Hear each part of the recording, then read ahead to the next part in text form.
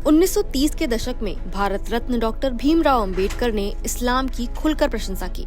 अपने पत्र बहिष्कृत भारत में उन्होंने लिखा, अगर तुम्हें धर्म बदलना ही है तो मुसलमान बनो। एक मुस्लिम पर अत्याचार हो तो कश्मीर से कन्याकुमारी तक पूरा समुदाय खड़ा हो जाता है, लेकिन दलित अकेला है, बिखरा हुआ है और उसके पास कोई सामूहिक शक्ति नहीं है। आखिर ऐसा उन्होंने क्यों लिखा? आपको बता दें कि अंबेडकर के अनुसार मुसलमानों के पास एकता की ताकत थी। उन्होंने लिखा, एक मुसलमान पर अत्याचार हो तो पूरा मुस्लिम समाज खड़ा हो जाता है, लेकिन एक दलित पर अत्याचार हो तो वो अकेला पड़ जाता है।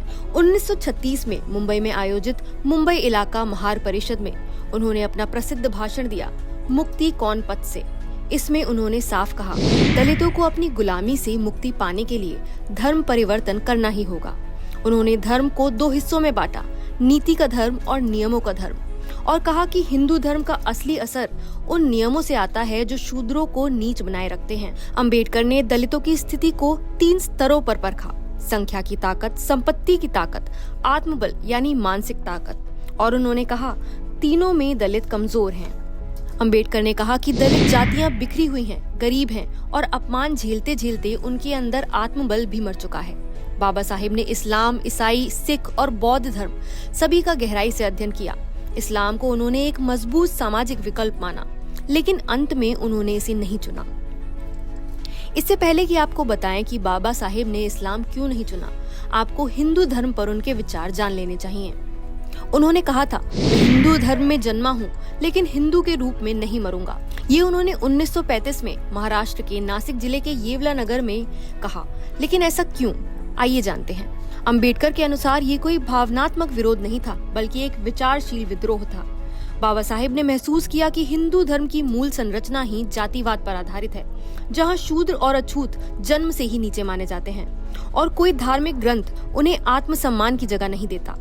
कालाराम मंदिर में प्रवेश के लिए चल रहे आंदोलन के दौरान जब उन्हें और उनके अनुयायियों को बार बार अपमान और हिंसा का सामना करना पड़ा, तब उन्होंने ये ठान लिया कि अगर इस धर्म में इज्जत नहीं है तो इसका त्याग ही एकमात्र रास्ता है। लेकिन जब अंबेडकर को इस्लाम पसंद था तो आखिर उन्होंने इसे क्यों नहीं अपनाया? इसका उत्तर खुद बाबा साहेब ने अपने लेखों और भाषणों में दिया। इसका पहला कारण था सामाजिक स्वतंत्रता। अंबेडकर ने लिखा, मैं ऐसा धर्म चाहता हूँ जो व्यक्तिगत आजादी, बुद्धि की स्वतंत्रता और समानता का समर्थन करे। इस्लाम की धार्मिक व्यवस्थाएं, विशेष रूप से महिलाओं की स्थिति, पर्सनल लॉ और धार्मिक अनुशासन अंबेडकर के विचारों से मेल नहीं खाती थी। इसका दूसरा कारण था भारतीय संदर्भ में अल्पसंख्यक बन जाना।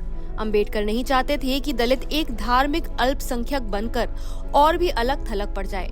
वो एक ऐसे रास्ते की तलाश में थे जो दलितों को आत्मसम्मान दे, पर देश की मुख्य धारा से पूरी तरह काटे नहीं।